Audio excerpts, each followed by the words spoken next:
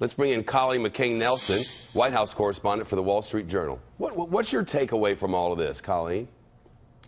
Well, this is kind of death by 1,000 cuts. At least it feels like it for the Clinton campaign. You think this will produce death?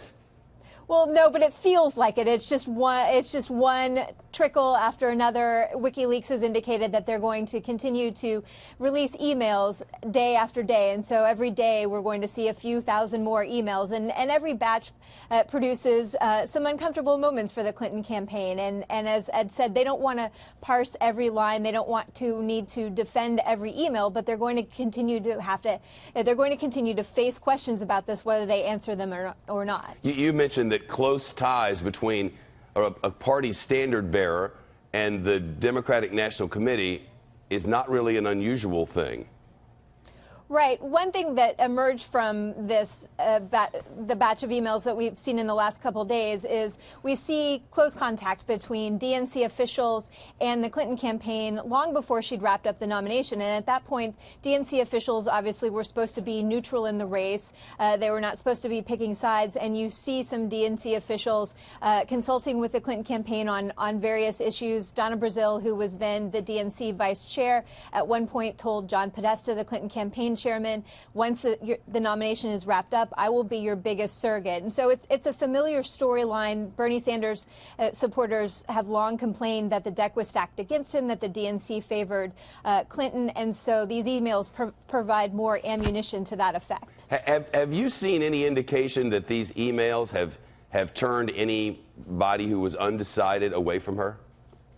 Well, it's hard to determine that just yet, but as far as Bernie Sanders supporters go, Hillary Clinton still has some work to do to motivate them to go to the polls. She's had a challenge in winning over support from a lot of the younger Bernie Sanders supporters. And so if we continue to see this storyline of DNC officials appearing to favor the Clinton campaign, that could make her challenge even tougher to make sure that these Bernie Sanders supporters actually go to the polls and vote for her.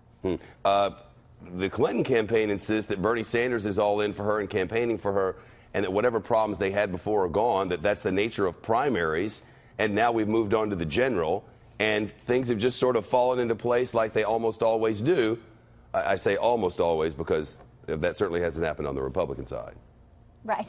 Well, the good news for Hillary Clinton is that Bernie Sanders has been an emphatic advocate for her on the trail. He has urged his supporters to back Mrs. Clinton, and polls do show that Hillary Clinton has done more to consolidate Democratic support than Donald Trump has done to consolidate Republican support. And obviously we've seen him have a lot of problems with his own party just in the last few days. And so Hillary Clinton still is pretty well positioned as far as that goes, but this is just a reminder that she does have some challenges and needs to work hard to get Bernie Sanders supporters to the polls. Colleen McCain-Nelson is the White House reporter for the Wall Street Journal, which is a corporate cousin of ours. Great to see you. Thank you.